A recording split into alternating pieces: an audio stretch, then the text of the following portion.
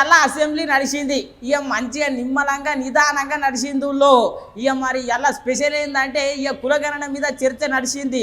ఇక మరి కులగణన కోసం బీఆర్ఎస్ పార్టీ వాళ్ళు ఏమన్నారు, బీజేపీ పార్టీ వాళ్ళు ఏమన్నారు, ఇటు కాంగ్రెస్ పార్టీ వాళ్ళు ఏమన్నారు, సీఎం సార్ ఏమన్నాడు, ఇక మరి తెలవాలనా లేదా, ఇక మరి సంతోషకరమైనటువంటి ముచ్చట మీద చర్చించిర్రు. సూతం పండి.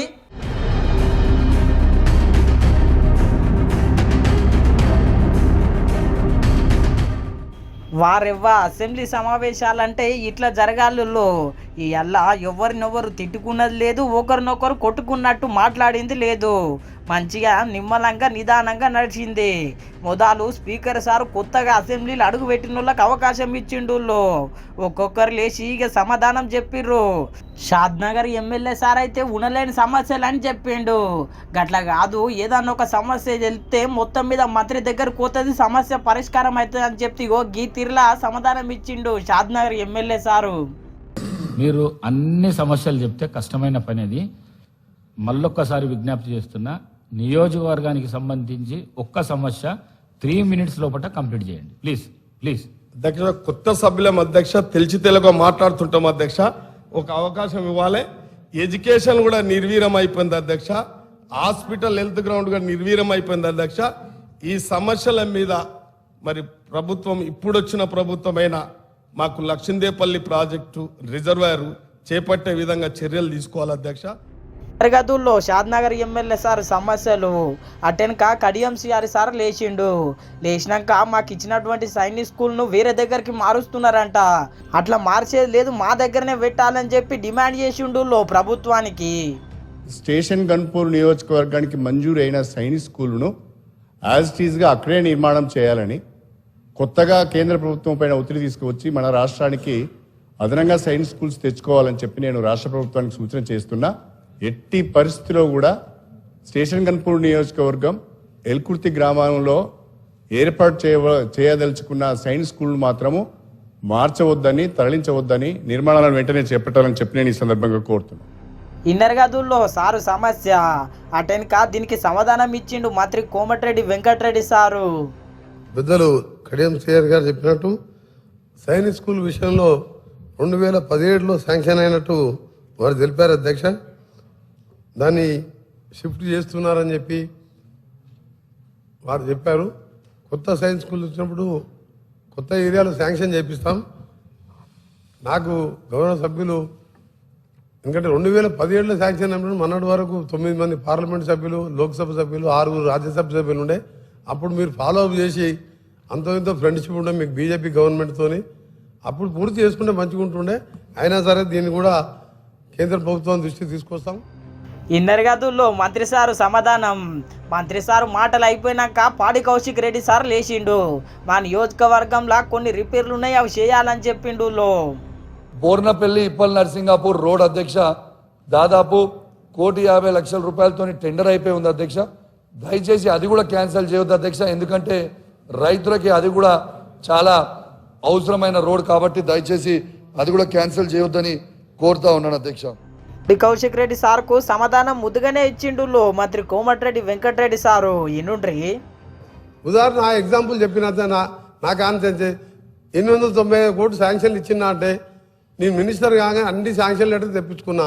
ఏ బడ్జెట్లోకి ఇచ్చినా అంటే ఏ బడ్జెట్ లేదు, అకౌంట్ లేదు, అటు మీద శాంక్షన్ ఉన్నాయి. ఇప్పుడు నేను ఏం చేయాలి? కేటీఆర్ గారు ఇచ్చిపోయారు, నన్ను కట్టమంటున్నారు, నా దగ్గర డబ్బులు లేవు. అందుకే తప్పకుండా స్టార్ట్ అయినది ఇంపార్టెంట్ ప్రయోజనాలకు సంబంధించినవి డెఫినెట్గా టేకప్ చేస్తాం. ఇన్నర్ గదుల్లో సార్ నియోజకవర్గంలోనే గంత గొప్ప సమస్య ఉన్నదట. అటెనక ఇంకో ఎమ్మెల్యే లేచి వాళ్ళ నియోజకవర్గంలో శ్మశానం లేదు, జర దాన్ని దృష్టిలో పెట్టుకొని సమాధానం ఇవ్వాలని చెప్పి మస్తు బాధపడ్డాడు. మా 2 పట్టణాలు, మంచిర్యాల పట్టణం 1,30,000 జనాభా, నస్పూర్ పట్టణం దాదాపు 95,000 జనాభా. ఒక్క శ్మశానం లేదు. ఇంతవరకు మరి 75 సంవత్సరాల శ్మశానమే లేదు మా కాడ. ఆ పరిస్థితి ఉన్నది కాబట్టి ఖచ్చితంగా సింగరేణి మంత్రి గారు ఇక్కడ ఉన్నారు కాబట్టి సింగరేణి డబ్బులతోటి నస్పూర్ పట్టణంలో ఒక 3 శ్మశానాలు గట్టిగా చేసిస్తే కొంచెం బాగుపడతాం. అదేవిధంగా ముఖ్యమంత్రి వారు లేరు కాబట్టి వారికి కూడా చెప్తున్నాం. గిట్లా ఒక్కొక్క ఎమ్మెల్యే ఒక్కొక్క నియోజకవర్గంలో ఉన్నటువంటి సమస్యలు తెలిపిరు ప్రభుత్వానికి. అటెనక కులగణన మీద చర్చ నడిచింది. మంత్రి పొన్నం ప్రభాకర్ సారు కులగణన మీద తీర్మానం ప్రవేశపెట్టిండు. తెలంగాణ రాష్ట్రమంతటా సామాజిక ఆర్థిక విద్యాపరమైన ఉపాధి రాజకీయ కుల సర్వే కులగణన ఒక సమగ్ర ఇంటింటి కుటుంబ సర్వేను చేపట్టాలని ఈ సభ ఏకగ్రీవంగా తీర్మానిస్తుందని ఆశిస్తాను. కదా పున్నం ప్రభాకర్ సార్ సంతోషం అయితే ఇక మామూలుగా లేదు. ఎదుకుండా చెప్పుండ్రి బీసీ మంత్రాయే అటెనక గంగుల కమలాకర్ సార్ ఈ ముచ్చట మీదే మాట్లాడుకొచ్చిండు. ఇనుండ్రి. గౌరవ మంత్రి గారు పొన్నం ప్రభాకర్ గారు ఒక బీసీలకు సంబంధించిన కులగణనకు సంబంధించిన సర్వేను చేపడతాం ప్రభుత్వం అని చెప్పేసి ముందుకొచ్చి ఈ తీర్మానం ప్రవేశపెట్టినందుకు మేము సంపూర్ణంగా మా పార్టీ పక్షాన మద్దతు పలుకుతూ స్వాగతిస్తూ మొత్తం మీద అయితే మేము కూడా స్వాగతిస్తున్నాం, మద్దతు తెలుపుతున్నాం అని చెప్పుకొచ్చిండు గంగుల కమలాకర్ సారు. టెన్క కడియం సిఆర్ సార్ లేచి ఏది చేస్తారో కరెక్ట్ చెప్పాల్సిన అవసరం అయితే ఉన్నది. ముగ్గురు 3 విధాలుగా చెప్తున్నారు ఏం సంగతి అని చెప్పి ఓ గీ తీర్లు అరుచుకున్నాడు.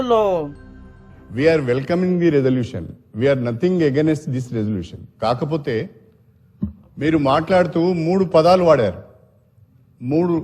వాడారు. మీరు జనగణన అనే మాట వాడారు, మీరు కులగణన అనే మాట వాడారు, సమగ్ర కుటుంబ సర్వే అనే మాట వాడారు, బీసీ కులగణన అనే మాట మాట్లాడారు. ఇది కన్ఫ్యూజన్కు దారితీస్తుంది. నేనేమంటానంటే ఒకటే సారుకున్న డౌట్లన్నిటికీ బట్టి విక్రమార్క సారు భలే సమాధానం ఇచ్చిండు. ఇన్నుండ్రి. మీరు ఈ సమాజంలో ఉన్నటువంటి వాళ్లే కదా, రాష్ట్ర సమాజంలో ఉన్నటువంటి అన్ని కుటుంబాలు అన్ని కులాలు అన్ని ఉన్నారు కదా, అందరికి సంబంధించిందే ఈ సర్వే అని చెప్పాం. మీరు కన్ఫ్యూజ్ అవుతున్నారు సార్, మేము చాలా క్లియర్గా. డోంట్ గెట్ కన్ఫ్యూజ్డ్ శ్రీహరి గారు. మీరు చెప్పినటువంటి అన్ని కులాలు, ఇప్పుడు నేను చెప్పిన పదాలు అన్ని సమాజంలో ఉన్నటువంటి వాళ్ళే, అందరి ఇంటింటికి వెళ్తుంది. రాష్ట్ర వ్యాప్తంగా ఈ సర్వే జరుగుతుంది. ఇన్నర్గదుల్లో చిన్న ముఖ్యమంత్రి సమాధానం. చిన్న ముఖ్యమంత్రే కాదు, ముఖ్యమంత్రి సారు రేవంత్ రెడ్డి సారు కూడా సమాధానం ఇచ్చిండు కడియం సిఆర్ సారుకు. ఈనుండ్రి. అన్ని వర్గాలకు సంబంధించిన సమాచారాన్ని సేకరిస్తూనే వెనుకబడిన తరగతుల వారి యొక్క అభ్యున్నతి కోసం వారికి అవసరమైన ఆర్థిక సహాయాన్ని, అదేవిధంగా రాజకీయంగా కానీ విద్యాపరంగా కానీ ఉద్యోగపరంగా కానీ అన్ని రకాలుగా ఆ వర్గాలకు ప్రభుత్వం అండగా నిలబడాలన్న ఆలోచనతోని మా నాయకుడు పార్లమెంట్ సభ్యుడు రాజీవ్ గాంధీ గారు వారసుడుగా రాహుల్ గాంధీ గారు ఏదైతే మాట ఇచ్చిండ్రో ఆ మాటను నిలబెట్టడానికి ఈరోజు ఈ ప్రభుత్వం పూర్తి స్థాయిలో ప్రయత్నం చేస్తుంది. అంతేకాదు గతంలో ఇంటింటి సర్వే చేపట్టిర్రు, మొత్తం ఇంట్లోనే దాపెట్టుకున్నారు, ప్రజలకేం సమాచారం ఇచ్చింది లేదని చెప్పి ఓ గీ తీర్లు అరుచుకున్నాడు రేవంత్ రెడ్డి సారు. మీరు సమగ్ర కుటుంబ సర్వే చేసినామని గొప్పగా చెప్తున్నారు. ఇంతవరకు ఎప్పుడైనా ఆనాటి ప్రభుత్వం సమగ్ర కుటుంబ సర్వే చేసి ఈ సభలో వాటి వివరాలను ఎప్పుడైనా చెప్పినరా అధ్యక్ష? సమాజంలో ఉన్న ప్రజాప్రతినిధులకు కానీ ప్రజలకు కానీ ఆ సమగ్ర కుటుంబ సర్వే ఎప్పుడైనా అందుబాటులో పెట్టినరా అధ్యక్ష? దాదాపుగా 10 సంవత్సరాలు అవుతుంది. అదొక రహస్య నివేదికగా మీరు మాత్రమే సమగ్ర కుటుంబ సర్వే చేసి ఒకే ఒక్క కుటుంబము ఆ వివరాలన్నీ దాచిపెట్టుకొని వాళ్ళకు అవసరమైనప్పుడు వాళ్ళు చూసుకొని ఎన్నికలప్పుడు దాన్ని ఉపయోగించుకొని మిగతా సమయంలో ఎవరికి అందుబాటులో లేకుండా చేసింది. మాకు అట్లాంటి ఉద్దేశం లేదు అధ్యక్ష. ఇన్నర్గదుల్లో సీఎం సార్ చెప్పినటువంటి మాటలు నిజమే. మరి గతంలో ఇంటింటి సర్వే చేసి ఇంట్లోనే పెట్టుకున్నారు సర్వే. ఇక సమగ్ర కుటుంబ సర్వే సమాచారం బయట పెట్టింది లేదు. ఈ ముచ్చట తర్వాత కేటీఆర్ సార్ లేచి మాట్లాడిండు, మేమేం వ్యతిరేకం కాదు, మేము కూడా 100కు 100% సపోర్ట్ చేస్తాం, మద్దతు ఇస్తాము, ఎందుకంటే అందరు అభివృద్ధి మన అభివృద్ధి అని చెప్పుకొచ్చిండు. కాకపోతే 2 విషయాలు చెప్పిండు ప్రభుత్వానికి సూచనలు. ఒకసారి ఇనుండ్రి. ముఖ్యంగా బలహీన వర్గాలకు లాభం జరగాలి, బీసీలకు లాభం జరగాలనే ఆకాంక్ష స్పష్టంగా పార్టీలకు అతీతంగా అందరిలో ఉంది. ఉన్నప్పుడు అది ఫలవంతం కావాలంటే జ్యుడిషియల్ శాంక్టిటీ ఉండాలి. లేదా ఎందుకంటే వారే అన్నారు జస్టిస్ రాజేందర్ కుమార్ సచార్, మీరు హైకోర్టు చీఫ్ జస్టిస్ని అడిగితే మీకు ఒక సిట్టింగ్ న్యాయవాదిని ఇస్తారు, జ్యుడిషియల్ కమిషన్ ఏంటి. లేదా బ్రహ్మాండంగా స్టాచ్యూటరీ శాంక్షన్ కావాలి అంటే రేపు ఎల్లుండి శాసనసభను పొడిగించండి, తమరి నిర్ణయం, వెంటనే బిల్లు తీసుకొని రండి, మేము సంపూర్ణంగా మా పార్టీ నుంచి మద్దతు తెలియజేస్తామని చెప్పి కూడా తెలియజేస్తూ మీకు ధన్యవాదాలు అధ్యక్ష అవకాశం ఇచ్చింది. ఇన్నర్గదుల్లో ప్రభుత్వానికైతే మంచి సూచనలు ఇచ్చిండు కేటీఆర్ సారు. ప్రభుత్వం కూడా పాటిస్తే ముద్దుగానే ఉంటది. ఇగో ఇట్లా నిదానంగా నిమ్మలంగా మంచిగా ముద్దుగా జరిగింది ఇలా అసెంబ్లీ. ఎప్పటికీ ఇట్లనే కొనసాగితే మస్తు ఉంటుంది.